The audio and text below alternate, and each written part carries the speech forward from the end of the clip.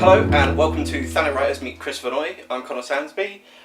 Today I'm talking to Beat Street poet and traveller Chris Vannoy. Chris, hello. How you doing, Connor? Not too bad, yourself? Good. I suppose the first question is, you're from San Diego, so what brings you to the UK?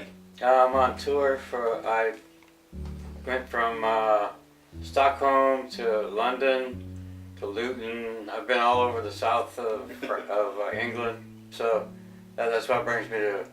Is it it's for the newest collection, or just an in general, let's go to the UK kind of thing? Well, I started out on a tour with my book A Strange Summer, Mm-hmm. and it was published by the International Word Press, Mm-hmm. and they have a poet in Stockholm that was published by the International Word Press, and he said the Stockholm reading's all up, and I decided to just come to Europe and do my thing over here. Yeah.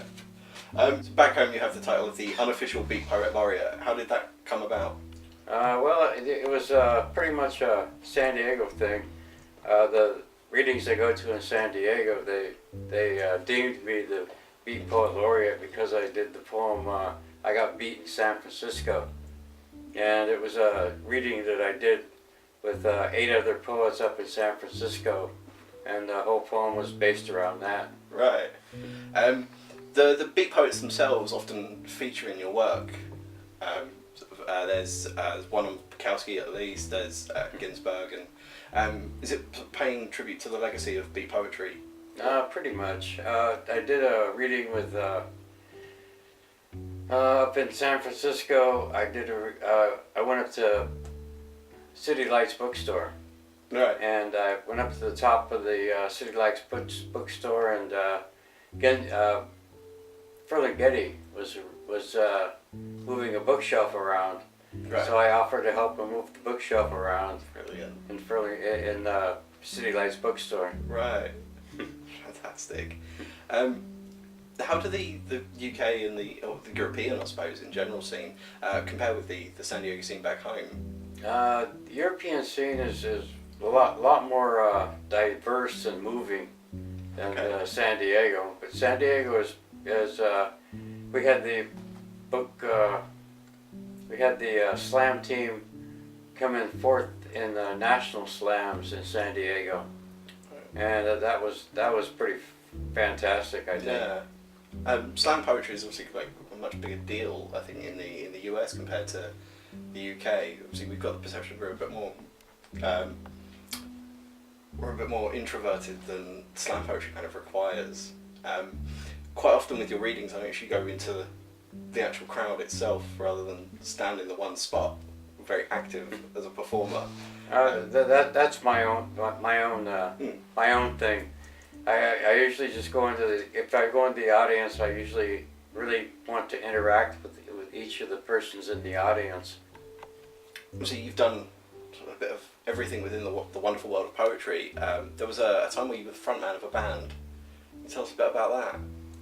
Well, it was called the Collective Conscious. It was run by my friend Jesse Cunningham, and he started out the band, and it was pretty much we had a guitarist and percussion, and we did poems from different people. Like Jesse Cunningham did a poem, and then I did a poem, and it was pretty much that mix of poetry that did the band. So it was a bit more collective than like a traditional frontman, guitarist, bassist kind of thing. Yeah, pretty much. We performed in different places, in coffee shops and stuff like that. It worked out pretty good. So, as I say, you've done sort of everything I could think that a poet would do at some point. You have rather well-established readings that you host. You've done that. What was really the first poetry experience for you? What got you into it?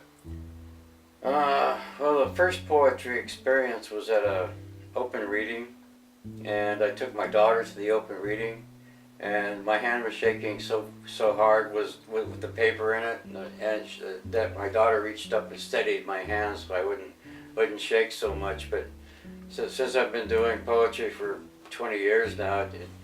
It worked out really good. Yeah, you become kind of fearless to the whole thing, I think. Yeah, well, usually once in a while I get really nervous, but that's only with crowds I haven't performed with before. Right.